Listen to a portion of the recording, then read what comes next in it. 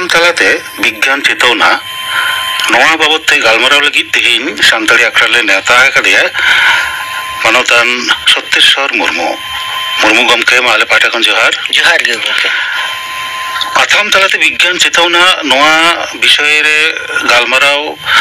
एतहब मारांग नवा कथा की हिजुआ विज्ञान दो ताले खान चेत कना विज्ञान मेनते दो विशेष ज्ञान गे बोन मेता कना विशेष ज्ञान माने दो हुयु कना मेते जहां बोन नेलेदा लुतुरते जहां बोन आजोमेदा जोटेते जहां बोन अइकवेदा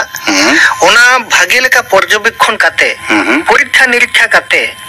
ओना रे सानाम पाटा विचार आचार काते मिटन गोटा बुट सिद्धांत रे हिजु गे हुयु कना विशेष ज्ञान से विज्ञान आदि नापायम लेके तो ना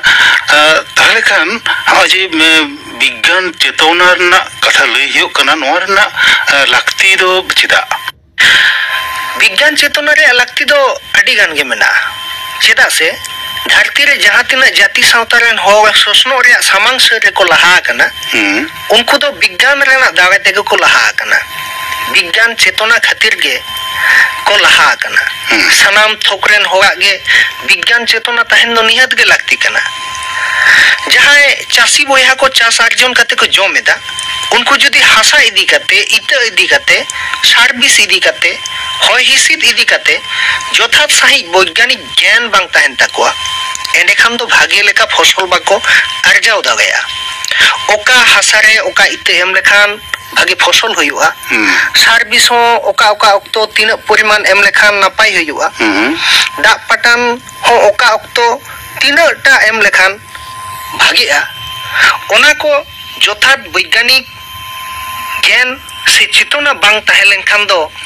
बागती फसल ओहो नाम कोआ नोआ विषय को चेता रे यथार्थ ज्ञान तहलेन खान दो भागे आर बागती फसल नामोते बाध्य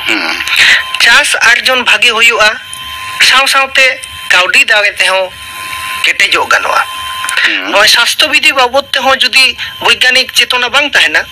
एंडे खान दो आयमा लेकाना आजार बीमार को होई दागेया जेलेका कोलेरा मलेरिया कुष्ठ पुनी एमान ते आजार को होई दागेया मोने रे आयमा लेकाना बोतोर गाहिर गडियो कते बैसोआ जहां दो दिन दिन ते आंधा पुतियो रे आरु फेरा और उन दो रान मुर्गन हो बाय कामे लोगे दोआ स्वास्थ्य विधि बाबत वैज्ञानिक ज्ञान से चेतना तहलन कान आजार बीमार हो बांग जोटा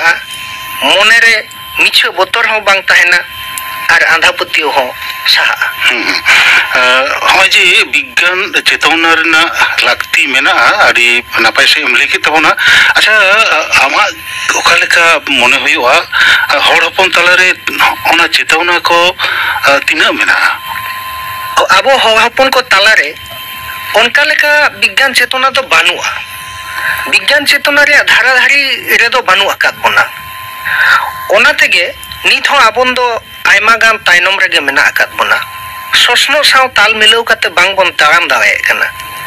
पाउगी पिछु आयमा लेकाना अनाट आझाट एटके टोंगे रे बन पगा कना आयमा लेकाना आजार बीमार तेबन लोहजुरी इदी कना आंधा पुतियो रे बन ताहम ताकुजो कना मोने खन बोतोर लाजाव बांगबो साहा दावे कना रेले साही सामांग से बांगबो ताराम दावे कना आयमा लेकाना भ्रांतो धारणा को आते आंधारे बन ताहम ताकुजो कना मार्शल और न्यूट चेत ओना बांग बन बुझाव दावे कना बुगी और बागी बांग बन बचाव दावे कना सारी और एवे बांग बन ठौक दावे कना ओना अबो माने हर हपन तलारे ओना चेतना को बानुते विज्ञान चेतना बानुते हो जहाँ कथा को लई किदा ओना को अबो बन ओना करे अबो बन तहदो कना हिंदिजो कना बन आंधा पुतियो को बोलन कना आदि नापायम लेके तबना अच्छा आम तो पश्चिम बांग्ला सरकार अब जहाँ पश्चिम बांग्ला पत्रिका छापा सदर आम जपड़ा मेना मिया ओना लेखाते आम लई में चेतना आगु लगिते पाथाम पत्रिका ओका लेखान कमी हरे साब दाड़िया विज्ञान चेतना पासनाव लगिते दो पाथाम रे मिटंग आदि मारंग गुरुत्व मेना मेनखान अबो सावतार दो उनका लेकाना निथो पाथाम दो आवरी उछनोआ अबो सावतार दो ढेर कायते गे साहेत पाथाम गे उछनो कना जास्ती दो उछनो कना साहेत पाथाम रे दो ओनोलिया मिटंग कल्पना गे ओंडे दो विस्तार ताहेना ओंडे दो বিজ্ঞান ভিত্তিক যুক্তি ᱫᱚ ᱩᱱᱟᱹᱜ ᱵᱟᱝ ᱛᱟᱦᱮᱱᱟ ᱡᱩᱠᱛᱤ ᱫᱚ ᱚᱸᱰᱮ ᱫᱚ ᱵᱟᱝ ᱛᱟᱦᱮᱱ ᱠᱟᱱᱟ ᱛᱟᱦᱞᱮ ᱠᱤ ᱟᱢᱟᱜ ᱢᱚᱱᱮ ᱦᱩᱭᱩᱜᱼᱟ ᱦᱚᱸᱜᱼᱚᱭ ᱡᱟᱦᱟᱸ ᱯᱟᱛᱷᱟᱢ ᱠᱚ ᱪᱷᱟᱯᱟ ᱥᱚᱫᱚᱨᱚᱜ ᱠᱟᱱᱟ ᱱᱚᱣᱟ ᱠᱚᱫᱚ ᱟᱢ ᱞᱟᱹᱭᱫᱟᱢ ᱥᱟᱶᱦᱮᱫ ᱵᱟᱠᱷᱨᱟ ᱛᱮᱱᱟᱜ ᱜᱮ ᱡᱟᱹᱥᱛᱤ ᱡᱟᱹᱥᱛᱤ ᱜᱮ ᱯᱟᱛᱷᱟᱢ ᱠᱚ ᱪᱷᱟᱯᱟ ᱥᱚᱫᱚᱨᱚᱜ ᱠᱟᱱᱟ ᱦᱚᱸᱜᱼᱚᱱᱟ ᱠᱚ ᱯᱟᱛᱷᱟᱢ ᱨᱮᱦᱚᱸ ᱵᱤᱜᱽᱜᱟᱱ ᱤᱫᱤ ᱠᱟᱛᱮᱫ ᱚᱞ ᱠᱚ ᱡᱟᱹᱥᱛᱤ ᱠᱟᱨᱛᱮ ᱪᱷᱟᱯᱟ ᱥᱚᱫᱚᱨ ᱨᱮᱱᱟᱜ ᱦᱚᱸ ᱞᱟᱹᱠᱛᱤ ᱢᱮᱱᱟᱜᱼᱟ ᱦᱮᱸ ᱱᱚᱣᱟ ᱠᱚᱨᱮ ᱦᱚᱸ ᱪᱷᱟᱯᱟ ᱥᱚᱫᱚᱨ ᱨᱮᱭᱟᱜ ᱫᱚ ᱞᱟᱹᱠᱛᱤ ᱢᱮᱱᱟᱜᱼᱟ ᱪᱮᱫᱟᱜ ᱥᱮ ᱵᱤᱜᱽᱜᱟᱱ ᱪᱮᱛᱚᱱᱟ ᱵᱟᱝ ᱯᱟᱥᱱᱟᱣ ᱞᱮᱱᱠᱷᱟन ᱟᱵᱚᱣᱟᱜ ᱫᱚ ᱞᱟᱦᱟᱱᱛᱤ ᱫᱚ ᱵᱟᱝ ᱦᱩᱭ ᱫᱟᱲᱮᱭᱟᱜᱼᱟ ᱟᱵᱚ ᱫᱚ ᱛᱟᱭᱱᱚᱢ ᱨᱮᱜᱮ ᱵᱚ ᱛᱟᱦᱮᱱᱟ ᱵᱤᱜᱽᱜᱟᱱ ᱪᱮᱛᱚᱱᱟ ᱵᱟᱝ ᱛᱟᱦᱮᱸ ᱞᱮᱱᱠᱷᱟᱱ ᱛᱟᱭᱱᱚᱢ ᱨᱮᱜᱮ ᱵᱚᱱ ᱛᱟᱦᱮᱱᱟ ᱜᱚᱱᱚᱝᱟᱱ ᱠᱟᱛᱷᱟᱢ ᱞᱟᱹᱭ ᱠᱮᱫ ᱛᱟᱵᱚᱱᱟ ᱢᱮᱱᱠᱷᱟन ᱯᱟᱛᱷᱟᱢ ᱛᱟᱞᱟᱛᱮ ᱵᱤᱜᱽᱜᱟᱱ ᱤᱫᱤ ᱠᱟᱛᱮᱫ ᱜᱟᱞᱢᱟᱨᱟᱣ ᱥᱮ ᱵᱤᱜᱽᱜᱟᱱ ᱤᱫᱤ ᱠᱟᱛᱮᱫ ᱚᱞ-ᱵᱤᱞ ᱠᱚ ᱪᱷᱟᱯᱟ ᱥᱚᱫᱚᱨ ᱞᱮᱱᱠᱷᱟᱱ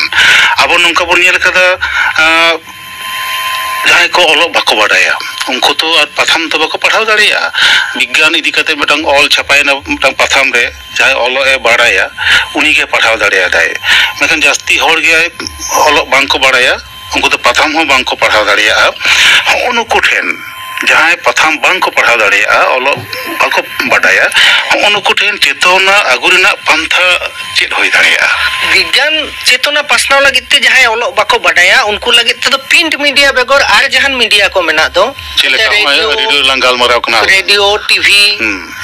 ᱪᱚᱞᱚᱛ ᱪᱤᱛᱟᱹᱨ ᱱᱚᱜᱼᱱᱟ ᱠᱚ ᱛᱟᱞᱟᱛᱮ ᱥᱮᱢᱤᱱᱟᱨ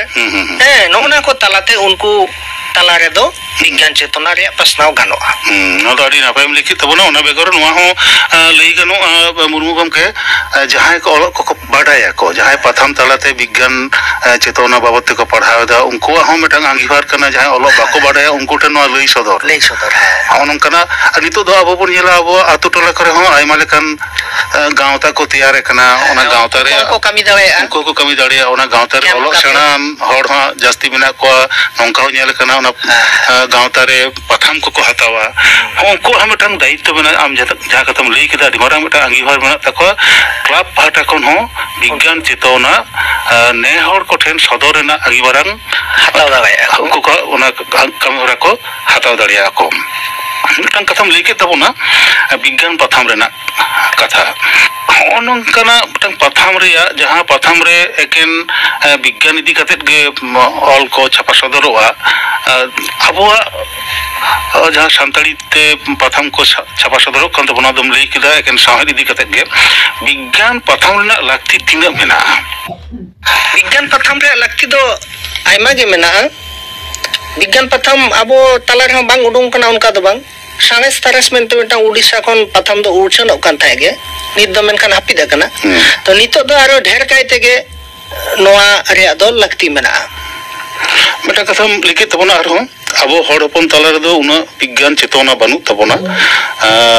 होय जे बानु तबना नोआ खातिर ओकालेकान अनाट को ओकालेकान आझाट को आबो समाज रे छुड़िए कना मी बार कथा तुम लई का तबना एंते रे हो जुदी कटिम लई तबना नोआ करे जेलका कॉलेरा इदी कते मि रकम आंधा पुतियो मेना तबना जे कुष्ठ आजार इदी कते आइमा आंधा पुतियो मेना कुष्ठ आजार होई लेखान आइमा होगे आतु बाहरे को बन ओगा अकवा बीर धारे बन ओगा अकवा मेनखान कुष्ठ आजार दो चेत लागिद होई कना चेदा होई कना नोना जुदी जथात साइ बाडाय हुई तमन खान एनखान दो विज्ञान निज्ञान ताहेन रे दरकार मेना आदो ओनाते ओना विज्ञान चेतना रे विशेष इया मेना आरकी दरकार मेना एछाड़ा नय बिन गे लखान आदि हो दो ओझा ठेन बो दोगा मेनखान झतो बिना जे बिस बानुआ एवं ओकोय ओकालकान बिन को गेर लेखान दो चिकतेम जेल ठिकैया जे ओना दो बिसान बिन कनाय से बां कनाय नो ओना को बाडाय दाबाय ओना को चेतना गुरुना ता लागती मेना नोआ साव सावते ओनकान विषय चितान रे विज्ञान चेतना विषय बाबत ते गालमाराव रे आर मेटन कथा हेज गदो ओना दो हिक कना अबुआ जहां आंधापुति रना कथा कुम लई ताय अबो समाज रे दो डंडुपन ओनकाना केस को दमे नेतार हो नेलोक कान गिया घटाक कान गिया होय जे ओनकाना घटना अबुआ समाज रे घटाक काना नो दो बिटांग आंधापुति बोन लईदा ओना यदि विज्ञान चेतना अबो हर ताला रे ताहे कोआ ताहले कि आमा मने हियो नो घटना को बांग होई कोआ बा नोआ को दो साहा उत्तर कोआ विज्ञान चेतना ताहे को तबन जथात साइ ज्ञान बो ᱧᱟᱢ लेखान दो ओना को दो बांग ताहेना आमा चित लईतिना abo hor koten je bigyan cetona agu lagin tina bon rikaya বিজ্ঞান চেতনা আগু লাগিত তেদো আবো দো নিতো মানে জোর কদম তে লাহা পাউগি লাহা হই তাবনা এবং কামি হরা কো সাব হই তাবনা kami hora কো সাব হই তাবনা jangan kata lang lay kira klub ko matang kami হ্যাঁ যাহা প্রথম কো উচ্চারণ কানা ওনা করে বিজ্ঞান বিষয়ক কুকলি হেপেরাও কুকলি তেলা আর ওনা অল বেল হেপেরাও নোয়া কো গণনা কাথাম লেগে তাবনা যে সরকার পাহটা কোন যা প্রথম ছাপা সদরক কান তাবনা পশ্চিম বাংলা পত্রিকা ওনা সালা দাম জপড়া মেনা মিয়া ওনা পত্রিকারে বিজ্ঞান বিষয় বাবদতে আপে অকালকাপে চিন্তা ভাবনা এদা নোয়া দা আসলে সরকারি প্রথম কানা তো আদো নোয়া রে দো সরকার কথা গে ঢের কাইতে দো ছাপা সরকার কামি হরা কো ইদি কাতে গে ছাপা সদরা না এটা বিষয় দিকে তো উনকা ভাবতে তো বাং ছাপা সদরা কানা বাং ছাপা সদরা কানা তবে রিকে লেখান দো ওনা হো গানো গিয়া হুনাং রিকে তাবন পে নোয়া আস গে দহ হয়ুক কানা তিহিন আলাং ঝালাং গালমারাव दा प्रथम तलते विज्ञान चेतना आगुरिना कथा लां गालमाराव दा होना गालमाराव आजम कते अब हर को तालारे नासेना हो जदि चेतना आगुरिना को रिकेया ताहले आलां लां मनेया जे आलांगा गालमाराव जथार्थ काना मेनते मने हयुआ मुर्मु गमके तेहेया गालमाराव दो ताले का नोडे गेलां मुचिदा मा आले पाटा खन जोहार आजम के तबना पे पाथाम तालाते सादेश सिंहावना नं साताम बाबद सत्येश्वर मुर्मु साव कुकलिर ओपर कुकलिरे दय ताहें काना परिमल हेम्ब्रम